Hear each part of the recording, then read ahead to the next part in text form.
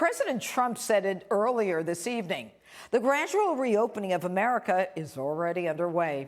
Joining me now to talk about that and more, one of the newest members of the Trump administration team, White House Press Secretary Kayleigh McEnany. Kayleigh, happy birthday. Thanks for being here. Thank you, All right, Kayleigh, you're welcome. The president talked about the gradual reopening and talked about Texas and Vermont. Why those two, and what can we expect after that? Well, the president has set the parameters to reopen the country. It's important to know this is in line with medical experts. I've been in the task force meetings. I saw them come up with these guidelines. He's eager to reopen the country. And as he has said for weeks, I can do two things at once. I can keep the health and well-being of American citizens first and reopen the country and unleash the hottest economy in modern history, which President Trump put together. And Texas is taking steps. Florida is taking steps. And these states are moving forward because it's the right time to do so, as the governors have decided. Okay, and speaking of the governors, Governor Cuomo is saying, we need money from the federal government. We need more from the federal government. I mean, what is the president or what is the federal government going to do in terms of individual states like New York?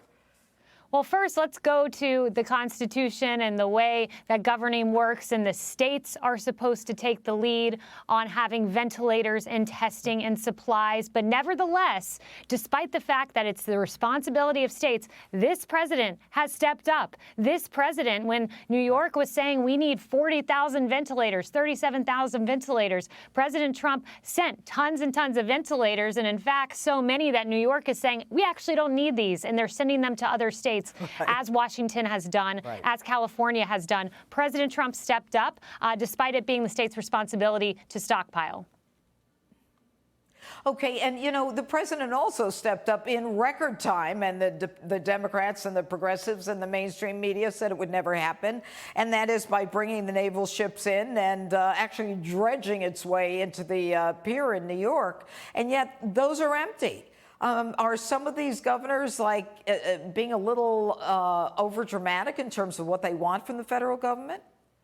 Yeah, there have been a lot of requests, and this president has been very strategic in seeing what the need is, not the ask, but the need.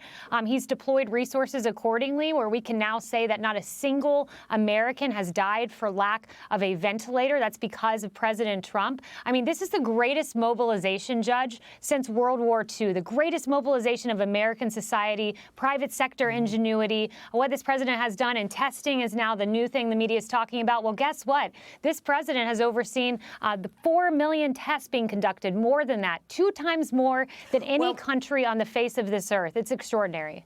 Okay, good. But let me ask you this, Kayleigh. There's different tests. There's a testing to determine whether or not you have the virus. And then there's a test to determine whether you have the antibody, which apparently is even more available. So which test should people be taking? Yeah, so the experts have distinguished between these two, and it's really important. The diagnostic test was the first phase of the testing because if you're symptomatic, you want to get that test to see if you have the coronavirus. But moving forward, this antibody test, which has been fast-tracked through the FDA, there are several of them available. This is a game changer because we can see who has had this virus, who is now presumably immune going forward because they've had it, and they now have the antibodies to protect themselves. They're both very important. They serve different purposes, and I'm glad you made that distinction because it's important to note. But once you find out that you have the antibody, the administration is not looking for anyone to engage in any kind of card carrying or something that says, I have antibodies, I can go wherever I want. I mean, we're not talking about this tracing and tracking, are we?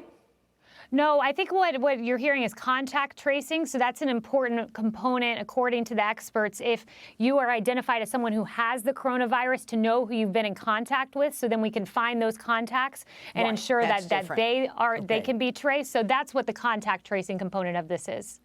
All right. Kayleigh McEnany, thanks so much for being here, and congratulations. Happy birthday.